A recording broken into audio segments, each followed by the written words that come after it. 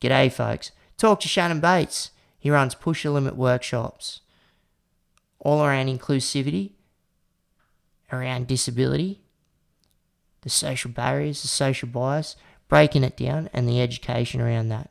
He's someone with disability of spina bifida, and where he's doing these workshops in the community and within school settings. And the guy just radiates positivity. And that really helped me. Because he was a mentor when I was first initially going through my spinal cord injury in hospital and the rehab settings, showing myself how to function as a quadriplegic, someone with disability in society. And his viewpoints really helped my wheels moving forward. Or as he says, pushing the limit, moving forward. So I thank you for that, Shanon. And I know that the way that you helped me would help many others out in the community, that's for sure. And if you like the podcast, hit that subscribe button. Be much appreciated. And we've also got a Patreon page. So if you want to help further the podcast, the channel, the link is within the description. Click into that. Check it out. And if you contribute, that'd be great. I want to thank our sponsors, Permanbil Australia, the greatest electric wheelchairs in the land. Wouldn't be sitting in anything else but these 4 wheels right here. They got great assistive tech also. So righto, let's get into it.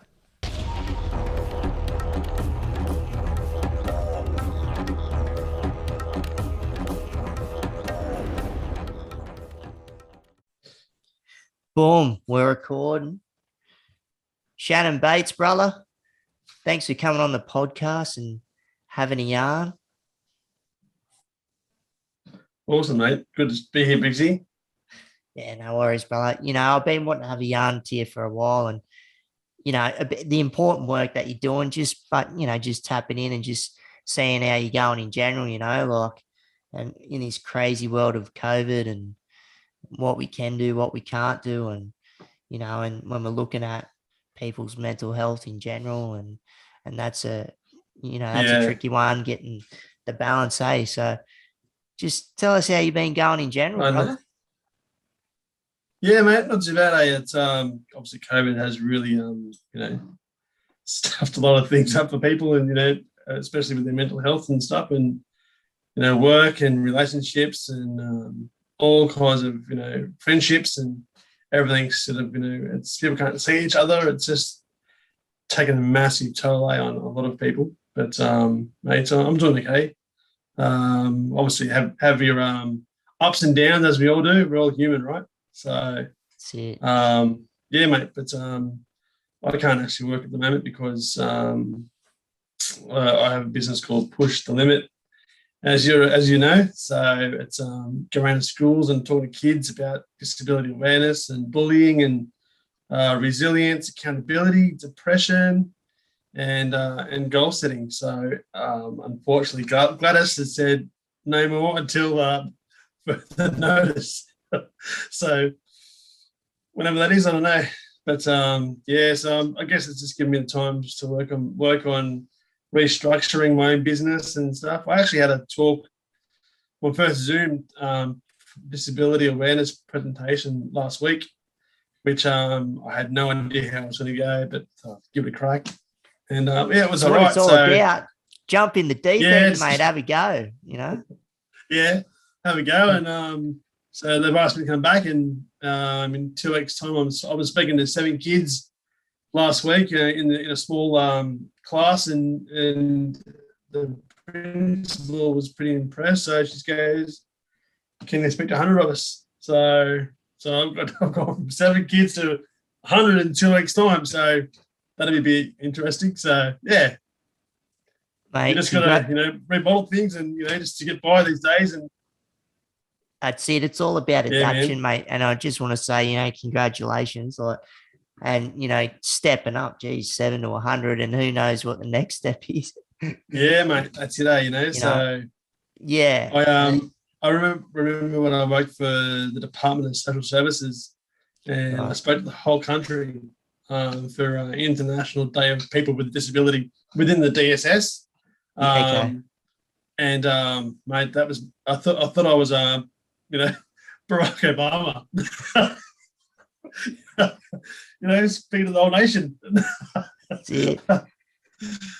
So yeah, That's awesome, mate. And I just want to like kick it off by first saying that we talked about this off camera, but just when I was going through my spinal cord, I got a spinal cord injury, being a C5, C6 incomplete quadriplegic, but initially going through that stage when I first had my accident and going through, when it's ICU, then the spinal ward, and then Royal Ride Rehab, the spinal cord rehabilitation centre.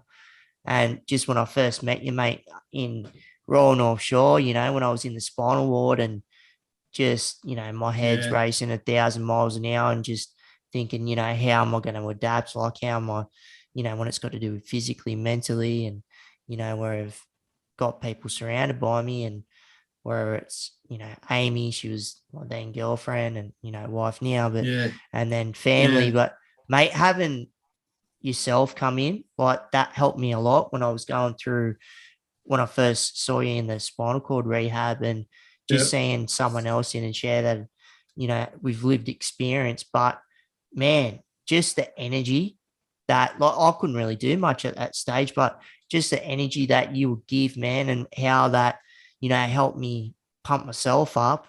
But at the same awesome. time, like showing calmness and just putting it out there, man, that meant a lot to me back then. And I know, like, a That's lot of awesome, people, man.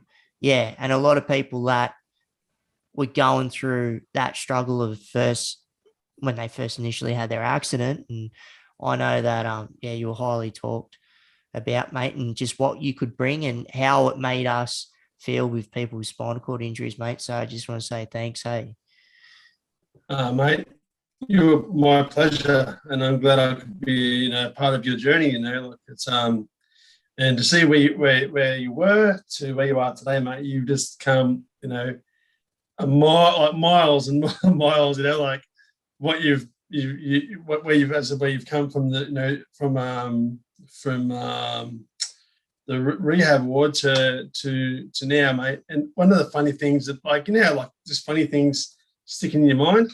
And Yeah. I'll never forget. You can actually correct me if I'm wrong, but I remember you put a photo on Facey, and it was about you bought one of those stretch cabs, Right. or you Yeah. were in a Yeah. yeah, Yeah. and I think Amy was your girlfriend at the time, and she was your chauffeur. She had a chauffeur's hat on in the front seat, you in the back in the limo. Yeah. Like those sort of things. I'm like, this guy's going to be all right, eh? Like he's got it sorted, like got it Yeah. covered. So where are we off to now, Jeeves? Nah, shouldn't say. But just those sort of things, I'm like, they stick in my mind. I'm like, man, this guy's going to be all right. Like he's got it sorted. So, Yeah. and yeah, just adapting and just getting by. And mate, what you're doing at the moment with your work and your podcast, and helping the Indigenous community, disabilities, advocacy, mate. You're definitely making a massive impact into that role, mate. So congrats to you for what you do, man, because it's about making change, which will last, longevity. So Appreciate that, brother. That means a lot too. It's just chipping away, and I've having a go, and just what you're talking yeah, about, like adaptation, and just as years went on, when I was first, got back into the construction industry, and then just finding my yeah, wheels amongst that, and just how I would adapt to a different occupation within that industry, and then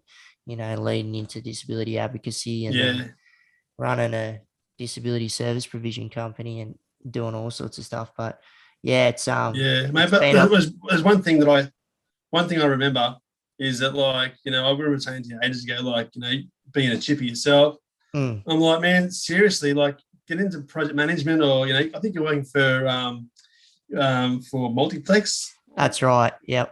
Yeah. And I'm like, man, all those guys out there just have like sore backs and like sore legs from digging all day, and I'm like, mate, jump in the office. It's just easier and double the dollars. Yeah. Like Yeah. but That's like it, it's man. And they, man, you've definitely you yeah, you're right. Sorry. sorry. No, you're right. You go. No, I was just saying, like you're still you're still contributing to what's being built or the plan of what's happening. So whether you're behind a computer or discussions or Yeah. you're still contributing to what's the end product, right? So That's it, man. And that's, just keep chipping away no matter what kind of, like you said, it doesn't matter if it's on the computer or, or whatever medium it may be. And if meeting, like, if it's with yeah, people in person that's podcast, it. but, and I'm surrounded by awesome team when I've got, awesome wife, Amy, and family and friends and, Yeah, and just knowing good, solid people like yourself, man. And that always pumps me up to get up every day and have a go. That's the awesome. main thing. So, Yes, and sweet man. and one thing that's always intrigued me, brother, and because you're one of it, like a few that I know that have these particular type of wheelchairs. Because I was looking at a photo of you this morning, I'm like, oh yeah, that's right.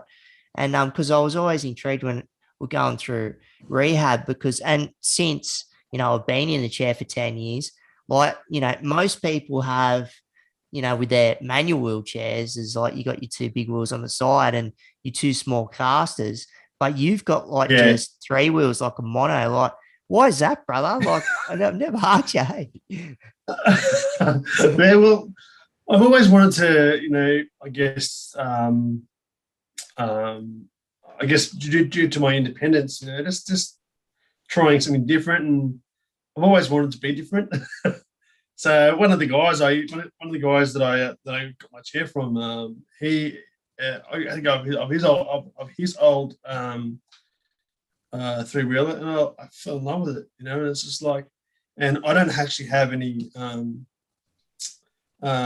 you know disability aids at home. I just use the bathrooms. It's big enough, and it is one level house, but I don't actually have any specific, requirements at home. So yeah, having, yeah. but having the smaller chair, when I was living in my own unit, I had an ensuite, which was as Because that big as my wasn't chair. So I and pushed. that wasn't accessible either, was it? You've never really had accessible No, bathrooms, eh? no. So yeah. So you've just got to, like, for me, with my independence and I Mm. guess being able to move a lot more, that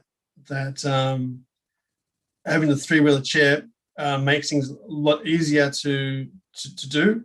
So getting into those small confined spaces, having four wheels, I'm not able to get as Ah, close as I wanted to for the toilet, or So as in my ensuite in my room was as big as my chair, so I turned to my right, like 5 inches, and then I could get close to the toilet and turn left to another 5 inches to get to the shower to transfer. So, but having the three see, wheels, having the three yeah. wheels got me closer. So That's awesome. I always yeah, thought man. about So that. Yeah, that's why I wanted to yeah, ask you, and it's good for other people to know too. yeah, man. And but also it's cheaper. Like for some people that that rely on the NDIS for funding and stuff. It's cheaper to find a chair to suit your lifestyle and your housing ability than change your housing and your lifestyle to suit your chair. Does that make sense? Yeah, it does. And the thing is too, because you So might not know how long you might be in that house or something might happen. And then yeah, you correct. can take the Yeah, chair with you, but you can't take the mods with you, yeah, So that's yeah. always going That's to it. be the tricky So aspect. it's about maximizing. Yeah, about maximizing the chair you have. So make sure it suits you and your independence. So I've got grab sticks and that I use for high cupboards and whatnot, but or I'll use a broom, whatever works. Whatever. So Yeah. yeah, so That's awesome. But So, yeah, man. mate, and before we jump in to push the limit and talk about the importance of that, just want to Yeah, talk to, like, you know, who Shanon Bates is, what his disability is, and just what it was yeah, like, you know, growing up. Like, because, yeah, and just tell us, brother, like, you know, if you feel comfortable to, just about the yeah, good, the man. bad, the good, the bad, and the ugly, you know. So Yeah, too easy. Mate, well, I was born with spina bifida. I'm 44. So my parents had no idea that they were going to have a child with a disability. I call myself a kinder surprise. So, um, but yeah, so when I was born at Paddington and they rushed me to Prince of Wales Hospital to have a spina bifida clinic at the hospital there. And Dr. Robert Jones was the neurologist at the time, and he said that came up to my dad, and he's also, my dad was in the police force, and he was there with the commissioner, so for support of yeah, right. police, New South Wales Police, and then they said, "Oh, my dad's name's Frank. Oh, by the way, happy Father's Day, Dad." Oh yeah, happy Father's Day. Yeah, so. Um, and the doctor said that Frank, your son's extremely ill. He was born with a disability called spina bifida, and back then, like it was you had two choices either, and this was what the doctor said to my dad: we could put your son in the corner, and he'll pass on with natural causes, or we could fight, but we can't guarantee that the outcome will be better. Jesus, But that's so daunting, man, for parents, eh? Like, yeah, just those options. yeah. So mum's in hospital at Paddington, and my dad's over at Prince of Wales, and like that sort of separation there was a bit hard for them. And dad made a phone call to mum, and obviously had the support of the police commissioner there with him, and then so dad goes, well, look, let's operate, and got nothing to lose. If this is what the statistics, like this is what I've been given. So yeah, so 95 operations later, I'm still here. 95. So, yeah, so but growing up, I was paralyzed from the neck down.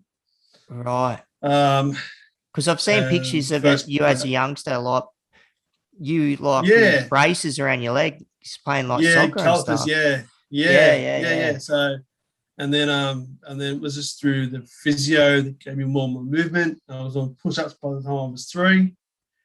So those physios worked on me day and night, so around the clock, and it gave me more and more movement. Started playing soccer when I was 6 with my calipers and crutches.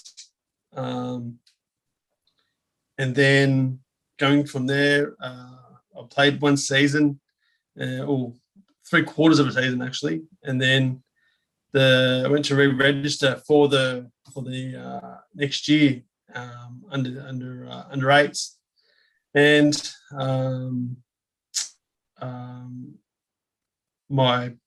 they said, oh, sorry, we can't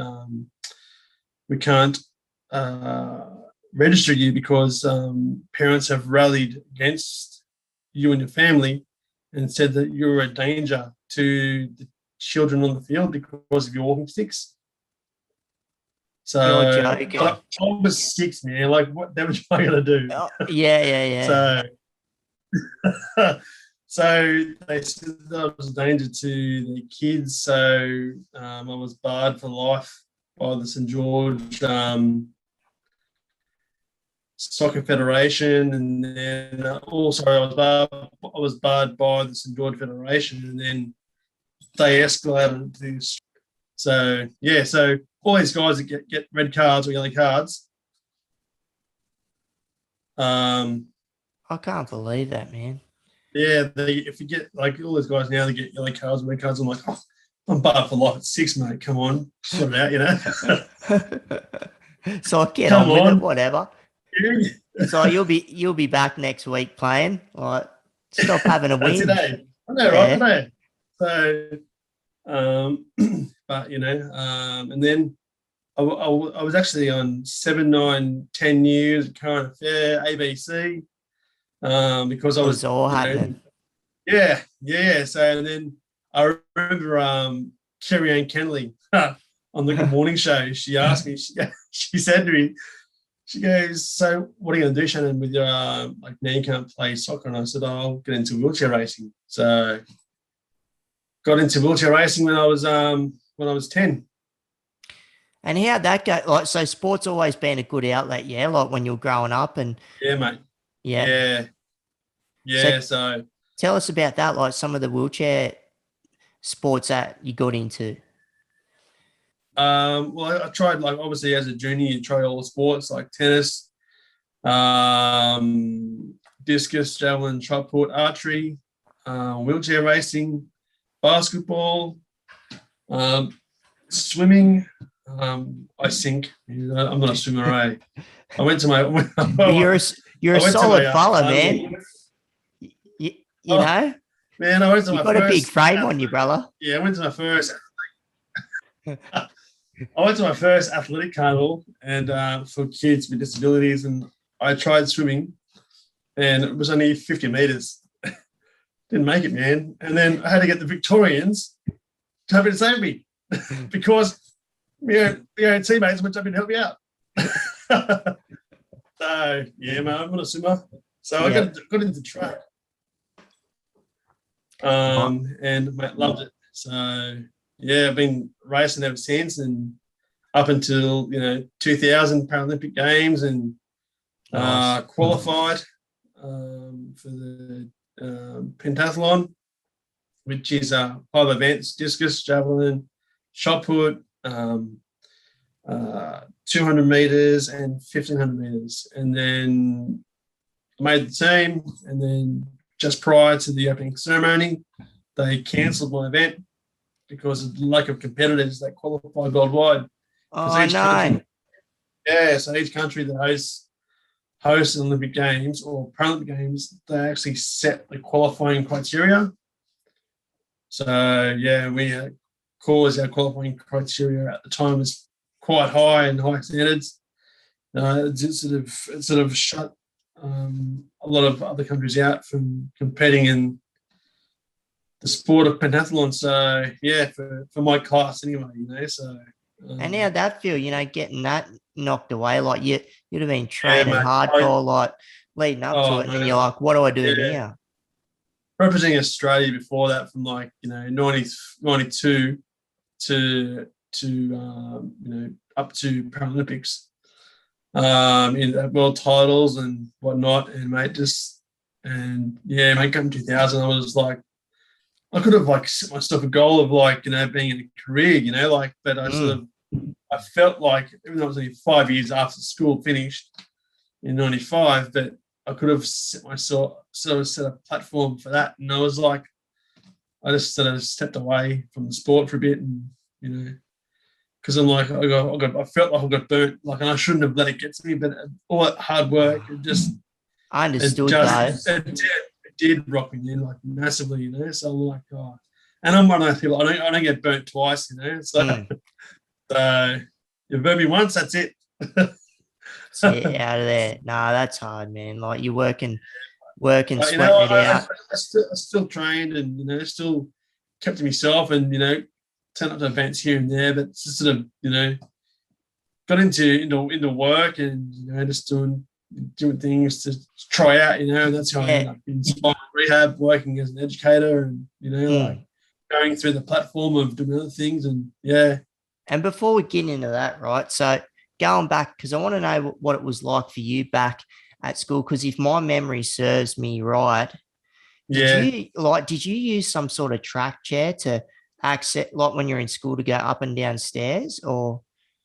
So I went when I went to primary school. I was able to walk on my crutches and calipers. Yeah. And then I had an operation just at the beginning of year 7, so when I was like 12, and the operation backfired. It was just to improve my walking as I got older, and it didn't work. So, which put me in the chair, full time pretty much, because it was just damaging my legs and my knees. And so, yeah, so I started using the chair since I was, 12. But yeah, and then I went to high school. And what was it like just with kids in general, and how, like, you talking back then, like, so how was it from the teachers and the kids and just being involved yeah, with general society, mate, yeah, Because yeah. kids can be cruel, Yeah, mate, they can. I sorry, we should get it. Yep, you there? Yeah, here, mate. Yeah. Sorry. I primary school. Like, I went to school for kids with disabilities up to year 3, and then my parents fought tooth and nail to get me out of that environment, because they could see some potential in my ability, So, and I wasn't brought up as a child with a disability, So they were like, they always wanted to give me the best quality of life as possible, So they put me into a mainstream primary school for year 4, 5, and 6, mate. And I'll tell you what, it was hard as, like, the teachers were awesome. I got to year 4 and I was like a foreign object. Yeah. Like, it was just like, kids Was that didn't know me.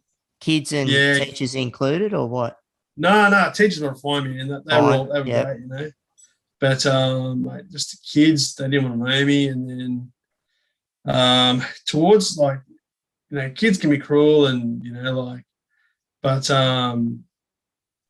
yeah, I got to the end of year 4, and there was a lot of name calling, like, to start with, and then got to year 5, and then that sort of escalated into actual physical violence towards myself, So I'd be gang bashed, and Really? up to 4 kids at a time at once, and that's full on.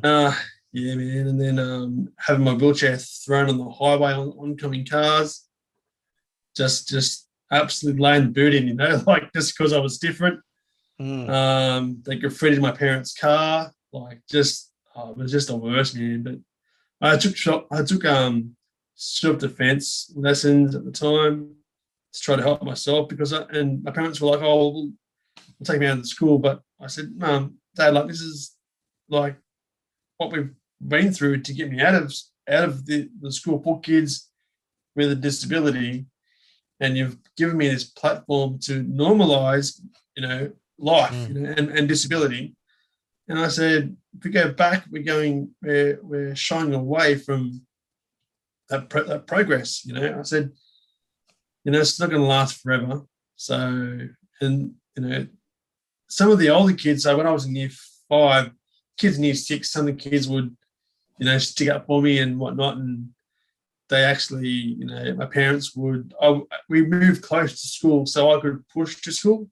I like walk to school like everyone else like does, So, but then I ended up having parents of other kids, plus my parents, take turns in taking me to school, because if I go to school on my own, there's a chance I get, like harassed or something. Or bashed on the way to school. Yeah. So yeah, did it change man. up in high school? Mate, high school for me was the best years of my life. If I could do it all over again, man, I would. Seriously, seriously. I mean that with, like, all my heart, man. Like, year 7 to year 12, man, were the best. And I've still got guys that I hang out with today that I went to school with, and that's great. Came in contact with, and like, I was best man at one of my friends' weddings a couple of years ago, and like, that's awesome, And I went to school with her, from year 7. So yeah, like, that's by so many awesome people, like but you got to go through the hard times to get the good, right? That's it. And it's good, you're reflecting on that stuff and, talking about it. And, that adds to, the character, to your character and who you are today, and where Yeah, you're utilizing that with, push a limit. So, but yeah, like, because I remember running into you, oh man, this was like a few years ago now. I think it might have been at Central Station or somewhere in the city, because yeah, you're yeah, doing a little bit of work for the NDIA as well, weren't you? yeah. I was, yeah, as a planner for a bit. So Mm. when it first rolled out through out the west, so through like Western Sydney, so from like Bankstown right down to through to Mount Druitt and whatnot. So And what was that yeah, experience like? Someone with a disability that's now working in and around the scheme, the National Disability Insurance Scheme, was that? yeah, mate. It Yeah. was actually to look at where we are today and where we were. Mate, we've come leaps and bounds, man. Like, and it's just the NDIA is evolving every day. Like, how you usually have a business platform and it sort of plateaus. Mm. Well, not the NDIA. It's just growing. It's evolving every day. And as you know, like there's new policies, procedures, new adventures, coming out these days, and it's an evolving industry, Mm. and I'm sorry, an evolving model. Do you Yeah. reckon? Oh, yeah, 100%. And it needs to, because it's only young. Yeah, Second yeah, biggest reform since Medicare, but it's, it's going to evolve and change and adapt. And where yeah, people that are, on the high end of scale, that, whether it's a CEO and from the top management down, like people that particularly yeah, don't have disabilities, but if they're working in around people that have disabilities that are working within the NDIA, or if it's certain yeah, reference groups and whatever it may be, and yeah, understanding who the people are first and then their yeah, disability, and just knowing how to best yeah, balance that. And it's going to yeah, be continuous changes ongoing, because it's still growing, and the yeah, population's rising up, and there's always going to be yeah. more people, whether they're born with disabilities or have acquired Acquire one. disabilities. Yeah. Yeah, So, but it is good, and it's growing, and it's yeah, getting there. So, which is yeah. great. I want to see. I want to see more people with disabilities in higher roles Yeah, within the NDIA, and throughout the whole country, yeah, because it's sort of like, yeah, man. I don't know. It's hard to explain, but like people that live it have a greater knowledge, and and that needs to be heard. yeah. Well, it all comes down to the end user, you know. Yeah, yeah. So So that's I think, yeah. yeah. So it's like asking me. Well, it's like me training someone to walk. I've got no idea. uh, Yeah, bang, spot you on, know. bro. Yeah, like So lived experience is huge. So yeah, man. it's good, obviously, to have the academic chops to back stuff up, but if you can have the best of both worlds and balance that out, like that's going to be not just to the person's favor, but to the NDIA when they want to employ Yeah, people that have got disability or lived experience in some way, whether it's it might be their child, or it might yeah, man. be like that as well. Like they might not Yeah, necessarily have the disability, but they've been yeah, involved in it for a lifetime and understand it yeah, that way. And it's just building up that capacity and having people like that, with or without disability, yeah. but have And lived the good thing, experience, just adding to it. yeah. And the good thing is, man, like like as you know, the Paralympics are on now, and mate, that's just so good how we've like the other day we were acknowledged as Oh, as we were acknowledged for our efforts by getting $20,000 for equal gold for pay. if you you can pay for gold medal. How good's that? I See know. that's but That's it's that sort huge. of platform, like that speaks volumes, man. Like That's it. And You know, it and I gives, just want, yeah, because a lot of people do a lot of, whether it's sport for the love of it, and when it's got to yeah, do with the Paralympics and yeah, traveling and earning medals, but to have money behind it and having that goal as well, yeah, because man, at yeah, the end of the day, we're having a crack, and it's good if we're stepping up into that realm, like to do with the Paralympics, and where it's on an even playing field with the Olympics when yeah, it's medal yeah, status, and the dollars are the same. So that's huge when it's got to do with normality and equality at the end of the day. yeah. Yeah, yeah, yeah. Um, yeah, like all like Dylan Alcott's, Kurt Fearnleys, Louise Savages, like all these. Madison De Rosario today, she won the gold Yep. medal in marathon.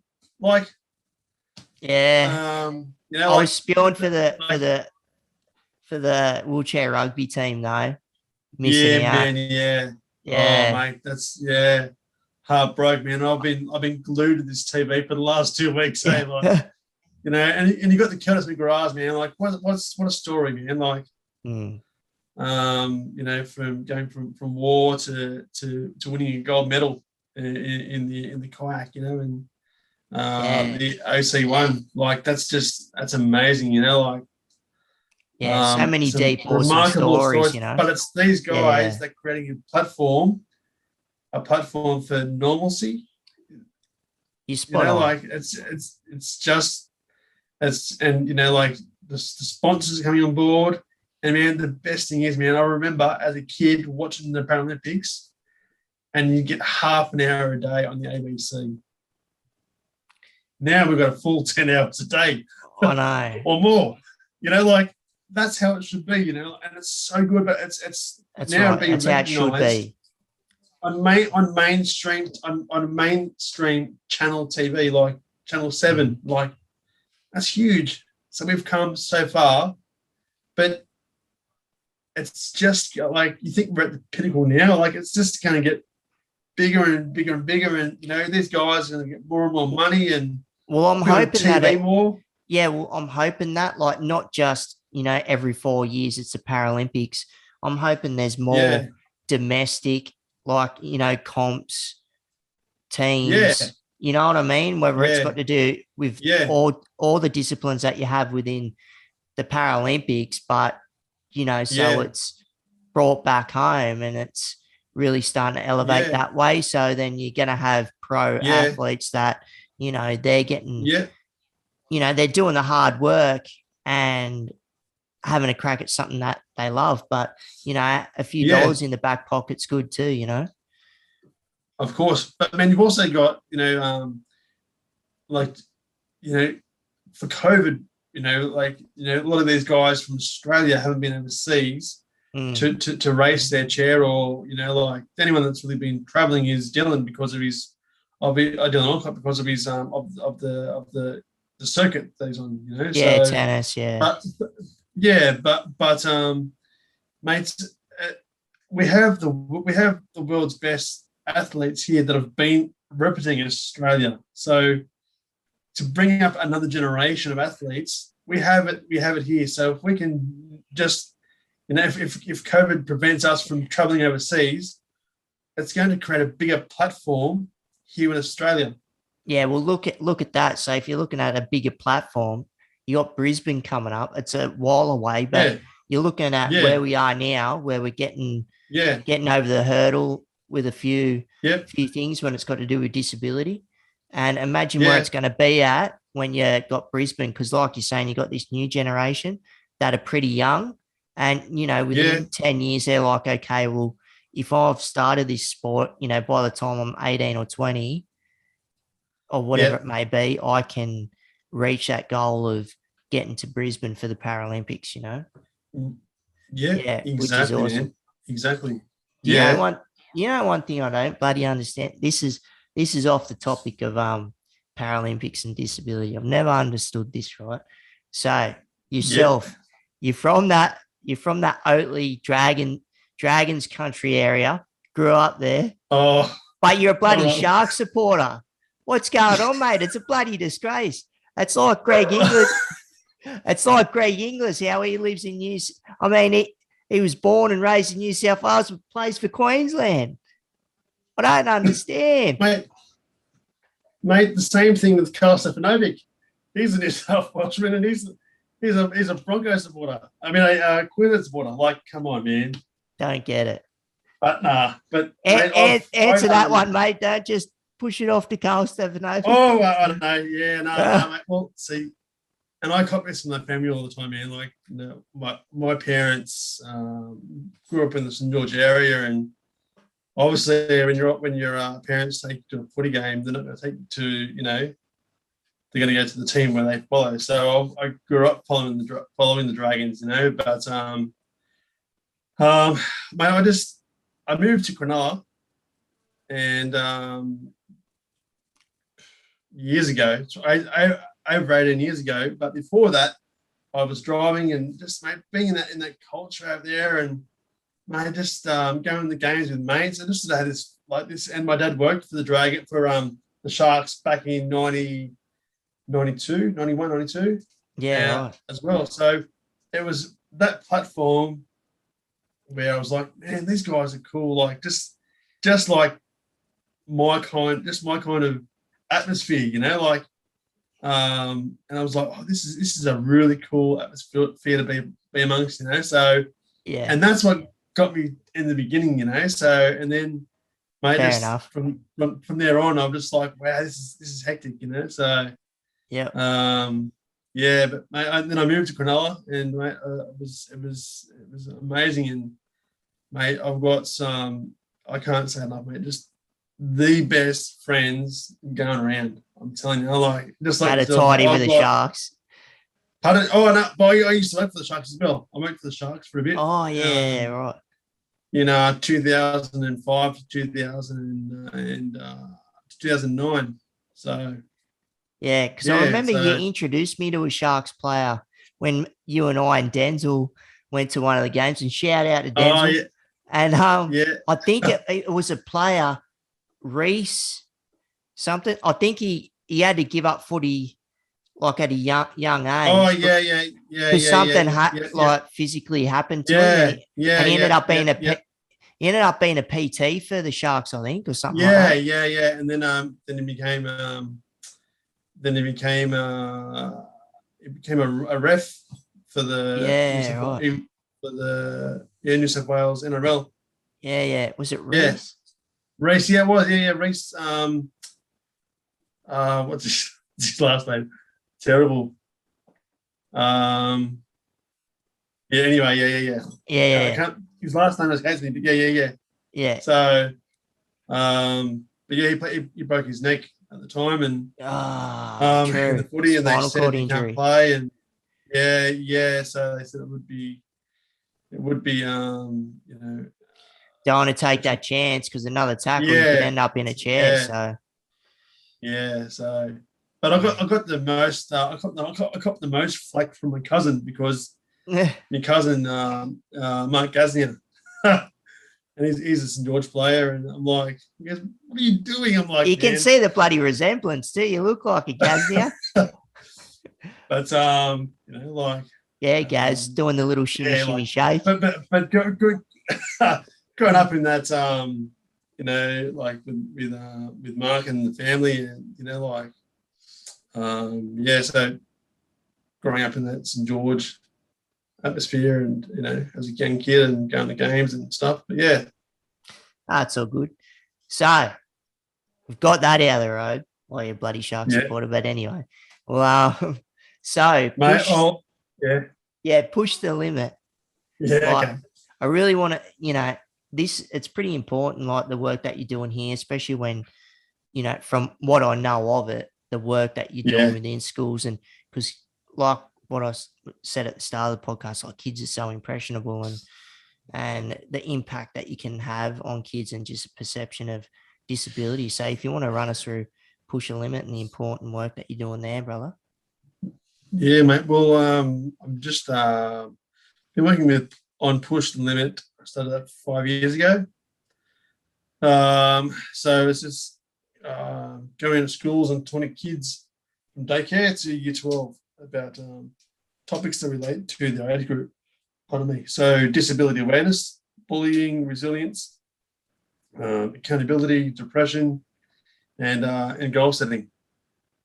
So whatever path they're willing to take, instead of just sharing my experiences, but also back in daycare, like those kids are so cool, like 3 to 5 year old kids, and I've got these little wheelchairs.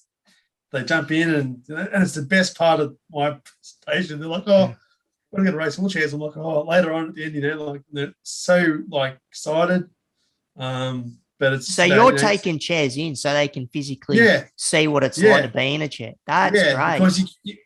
Because you can't. It's so hard to explain to a 3 to 5 year old kid how to do something without actually even doing it, because they don't have that attention span. So always got to keep them engaged, and just I do visually impaired games, and I put them in wheelchairs, and all kinds of different activities. We play goal ball, and just so they know what it's like to actually have that disability, So because I think the sooner you teach a child about disability, as they grow older, when they're going through primary school and high school, it's just normal. If that makes trying to find normalcy about it. Yeah. So, because I don't want kids to go through what I went through.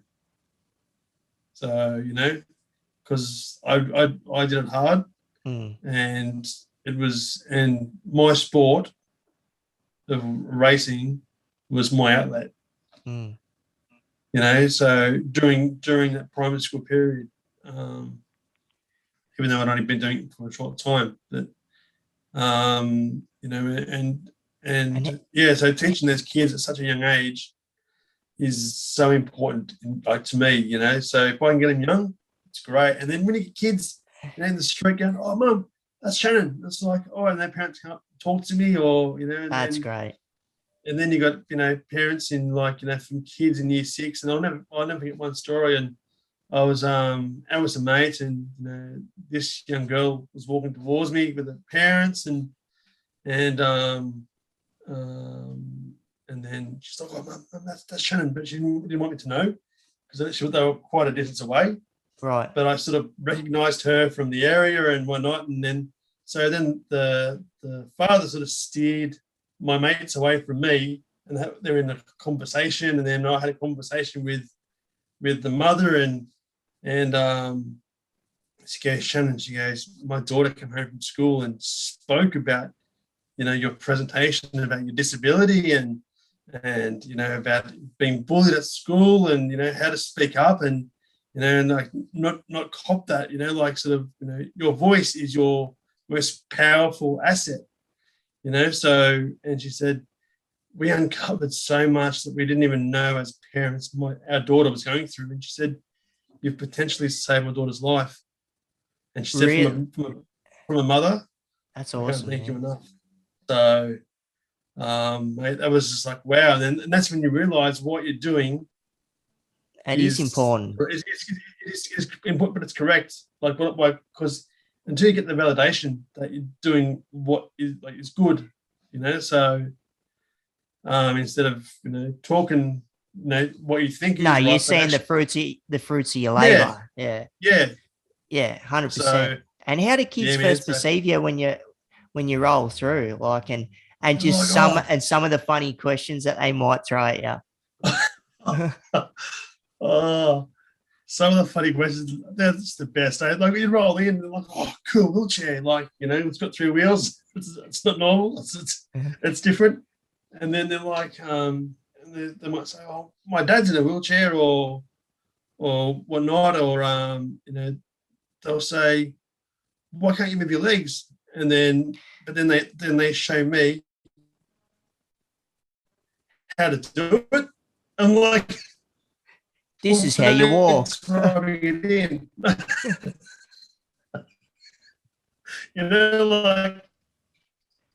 Yeah, well, thank you. So, yeah. Kids, man. Right. So But Not just mate, not. yeah, it's such a sorry. No, you're right. So I was just going to say, you got the kids, but how do some of the teachers take it on board too when you roll in and you're telling some of your stories and just how you grew up and what you've Well, done, and when you're talking about resilience and everything like that, you'd probably have yeah, them taking it really on board too, some of them yeah? are like, yeah. Some of them say, "Oh, you're a bit too graphic in your descriptions," but I'm like, I'm not, Really? I'm not, I'm not, I'm not telling kids. I'm just telling them my story, right? Yeah. Um, Like what you've but said here today, I'm not. Yeah. and they're saying that Because stuff's too some graphic. people might find it triggering. Yeah, because, but it's true, right? Like, Right. but it's Okay. only like a couple of teachers. It's not the whole time. You know that Right. I've Okay. been presenting. Mm. That's select few. You know, but I'm only but when I explain that, you know, I'm not talking out of school about something that the kids are not already exposed to. I Mm. said we didn't have social media when I was at school. I said they're exposed to way more today than what I was exposed to. It's true. So, and then that's how I sort of justify what I say, you know. So, yeah, but what I told you is exactly basically what I'm telling the kids at school. Like, oh, well, Yeah. I was bashed, Yeah. and you know, but some kids might find that triggering, you know. But You um, know. and I tell them, if you have a problem, if you find my story distressing, we can talk about it after I've finished. So I don't Yeah. leave that child in distress, you know. So, That's right. You know, if they can speak so up, it yeah, might show that might show the youngster that it can, you know, show them the yeah, resilience, show them what you've gone through, and then, you of know, to be course, able to speak up, you know, whether they're talking to yeah, friends, their parents, their exactly, teachers, whoever it may be, and yeah, because it's, yeah, you know, hard if you're going through and getting bullied, and it's pretty serious, and you would have seen what's going on with schools and like with COVID and mental health, like yeah, how's that been going? mate. Um, I really feel for the kids because, and also the parents, because they've got this situation now where they can't see their mates. And some of the kids don't have the technology at home to jump on WhatsApp to, you know, have a group discussion with their mates, or you know, their best friend might live out of the area of where you can go, you know. So you know, and they might be able to call them on the phone, but you know, that physical touch and that physical experience is way more powerful than a phone call, you know, Mm, or via, you know, FaceTime like we're doing now, or you know, Zoom. yeah. Yeah, and I'm seeing how some kids are struggling too, because their parents might not have the funds to, you know, if it's showing Yeah, out for Wi-Fi, so they're trying to hotspot off phones and trying to just make things yeah, work. And sometimes they don't have enough credit, and then and then it gets yeah, tricky. And then man, yeah, it's a tricky one. It's gonna affect the whole generation, that's for sure. Of kids that are trying to learn and adapt, but yeah, man. that's what it's about, But you know, like, adapting. and yeah, yeah.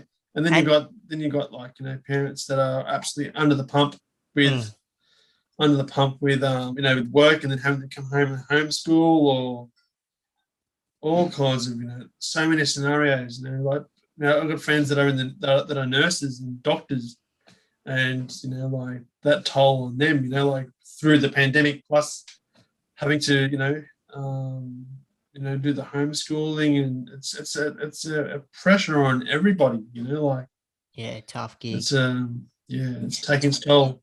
So, mate, but it seems But you like know what? now, what? Um, the good news is, man, we're going to get through this. There Yeah. is a light at the end of the tunnel.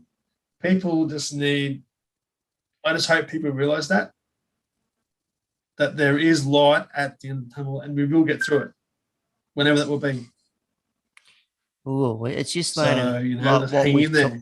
That's it. It's about adaptation and just seeing, learning to Yeah, live with this. Because who knows what how it's going to mutate and turn into something else. Like, because if just like how you got yeah, the flu vax every, because the flu keeps moving and growing into yeah, different things, and this probably will too. Who knows? I'm not a specialist in yeah, no regard of knowing yeah, how that stuff can mutate, but yeah, you never know. But the thing is, we're all yeah. learning to adapt and take advantage where we can. But That's and it. talk about taking advantage. Yeah, So it's good that you've been able to open this up, your workshops up via Zoom now. Yeah, like, and that's what you're trying to yeah, push for. It's pushing this out to other schools via a medium yeah. like this. That's Yeah. it. Yeah, yeah. Just doing things differently, and sort of because who knows how long we're going to be. I'll be excluded from a school. Like who knows. But I'm not the only presenter. There's so many other presenters out there that come Mm, around that schools bring in. All different reasons. So mm, it's put an effect on all of us. So it's going to be interesting to see, if we can just use the Zoom and the media platform to send out our messages. It's just going to be the way life is. But the thing is, man, like what we're doing today, we'll look back and we'll go, look how we used to do things, and we go, and we're actually having to think outside the square. So it's making us, think laterally. We're laterally thinking yeah. on how we can actually improve our businesses, our quality of life, our mental health. And I think it's actually bringing more people together. To be honest, I believe. Mm, So it's yeah. It's just a people tricky need to one. grab. They need to grab onto it. Grab onto that. That there is so much help out there, and someone's always there to listen. People just need to know that. Yeah, 100%. Hey, mate, and have you thought about this, brother? Like in regards to what you're doing with Push the Limit, because it's awesome to do with like what you're doing. All starts with kids, and they're impressionable, and making them realize, trying to look at the normality of disability. But like when it comes to like adults and subconscious bias and what a lot of adults don't take on board or understand disability, mate, brother, I reckon there's a lot of, if it's unis or if it's got to do with organizations or companies, I reckon would benefit from your story and what you do, but on a level of where it comes up, to adults, because there's a lot of adults, that just push this to the side when it's got to do with disability and not taking Yeah, it seriously. And like, if you're looking at organizations for employment, and if they got someone wheeling in or walking in with some sort of disability, they might have this notion already built up in their head, and where it doesn't fit the narrative. yeah, So I really like straight yeah, up, I reckon it would benefit, man. yeah. Thanks, man. And funny story about a parent's perception and like they're like not being like just not knowing what to say or how to educate their child. I remember years ago I was I just do things like I was living in Cronulla and I just like to do things just Throw to it make out someone there, laugh. bro. Yeah, make someone laugh. Like, Yeah. and I'll never forget. I was going through the mall, Cronulla Mall, and I dressed up as Santa Claus, and I tied two Alaska Malamutes dogs to the front of my chair, and with reindeer ears, and You I got a serious? mate, yeah, and I'm ringing the bell, and like everyone's laughing and whatnot, and this young kid he goes, "Oh, why is he said to his dad? Why is Santa in a wheelchair?" And I heard it. I just heard it as I went past him. I stopped, and his dad didn't know what to say. And I said, "Well, mate, Santa was about to deliver presents." And I said, "But Rudolph took off from the roof too quick." And I said, "I fell off, but I'll be sweet." And he's like, "Oh, thanks, man." He didn't know what to say. You saved But dad. yeah. But I think it's just a matter of the more people out there with a disability having a go, and just creating the conversation. And creating the conversation. That's what it's all about, brother. So speaking out and just finding those platforms and being getting outside your comfort zone. Yeah, that's it. Yeah, that's what I'm all about. It's, taste the fear, get in, have a crack. It's going to be, things might be stressful. They might be, fear of the unknown, but it's just dipping your toes in the water and, and try not to tread water, try and rise above and, and get going. So, but man, you know what? What's that? You know what? I'm actually a massive fan. I'm a massive fan of awkward situations. I love them. Putting people on the spot. I don't know. I just love it, mate. Like just, yeah. So like, just people want to comment, and I'll just like, really, like, I'll make a comment, or just run with it. I'm like, I can't run, because like that's the most important thing. Sorry, man. Run with it. Yeah. Oh man, that was a bit low, man. Seriously, like, did you have to say that? I'm like, just awkward situation. I just love them. What's having a laugh at the end of that day, man? But hey, no, well, thanks, mate, that's like just making, yeah. But thanks a lot for coming on board and having a yarn with us. Like, it was important to me, and and going back to where you really helped me, like when it was going through the struggle, and not just myself, but many others, and that really made an impact on me and others. I know that for sure. And awesome, and you're doing some important work in the community, and I hope now you can take advantage of it with this medium. It goes beyond New South Wales, you know what I mean? So, mate, but that'd be awesome. Yeah. So if people want to get a hold of you, if it's your social media, websites, whatever it may be, throw it out in the atmosphere. Let them know. Yeah, mate. Just pushthelimit.com.au is my email, is my website. Jump on there if you want to, and then then my email address is info@pushthelimit.com.au. So, or find me on Insta at pushthelimit.au is my Insta. Just drop us a message. I'll be happy to chat to anyone. But mate, thank you for your time today, and mate, I'm so impressed with what you're doing in society, mate. You are making a massive difference to so many people. I hope you actually realise that. You and your lovely wife are kicking goals. You know what you're doing? You're actually pushing the limit. Yeah. Hey, mate, that's a phrase we use all the time, just having a go, having a crack, brother. Having a crack. Good old Aussie crack. That's it. Oi, and before we go, I just wanted to point this, like, for the listeners out there, and also the viewers, that bodyboard that's behind your head, has that got signatures on it, man? Oh yeah. Who is mate, that? Yeah. So, my mate's Adam Smith. He was a pro bodyboarder. He was a young kid, and that's actually his make of board. So he's a mate of mine. He lives in Cronulla, and he signed it for me. So yeah, right. Yeah. So awesome. No, I was just intrigued, man, because I used to be when I was youngster. So it's good. Yeah. So I'm more into me paddleboarding now. I strap my wheelchair to me paddleboard, and off I go. And how's that go? Good? Oh, yeah, it's good. Just the balance is sometimes a bit tricky, but I want to ride a wave. Like that's what I want to do. I just again push the limits. See what happens. Mate, you took the words out of me now. That's the goal. Yeah, that's what I was about to say. It's all about pushing the limit. But thanks, brother. Yeah, mate. You get back on that board and start paddling, mate, and find those waves, man. Over and out, brother. All right, man. Take care, We'll speak soon. Speak soon, brother. You.